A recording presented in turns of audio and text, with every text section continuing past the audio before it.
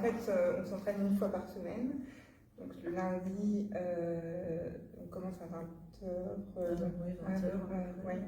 Donc c'était 20h justement parce qu'il y a des filles qui travaillent dans le commerce et tout ça. Donc, moi, ça m'arrange personnellement. Ouais. Nous, on a toujours le oui, c'est le soir.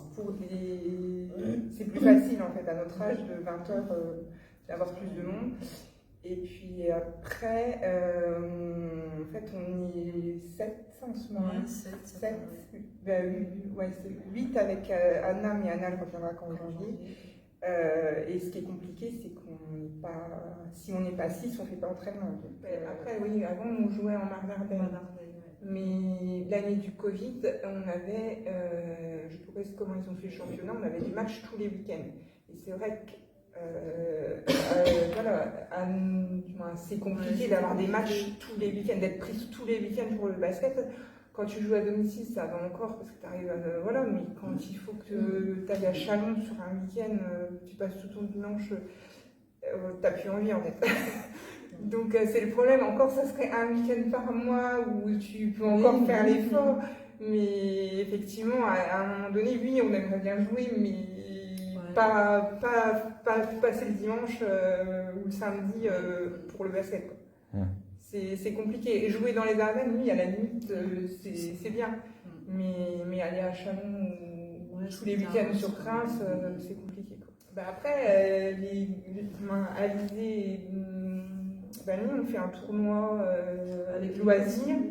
Mais c'était mixte avec les garçons. Après, ça peut être une solution. Ça peut être aussi des solutions pour jouer un petit peu. Après, on avait des flammes, nous avaient demandé si on voulait pas faire. Ils ont refait l'équipe en fait. Ben oui, ça doit peut-être faire. Mais voilà, les flammes nous avaient proposé de faire des matchs amicaux parce que l'année dernière, elles avaient aussi une équipe loisir. Mais finalement, l'équipe loisir, elle a même pas tenu chez eux.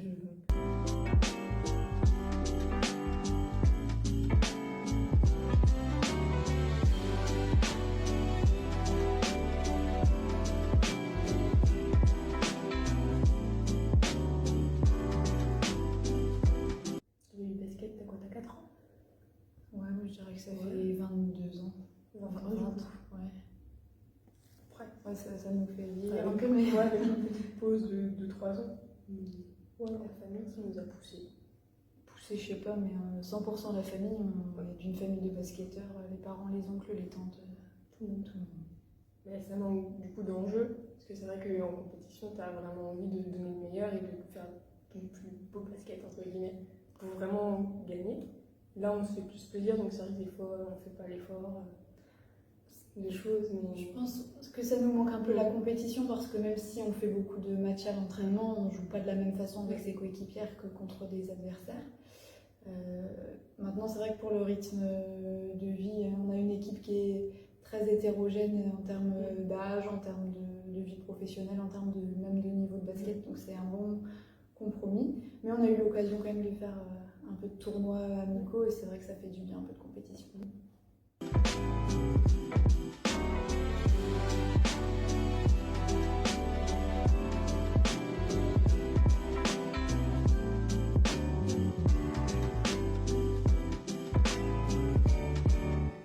Par rapport à elle et quand la famille, je regarde le score, je regarde qui gagne, qui fait un bon match. On regarde beaucoup l'Euroleague.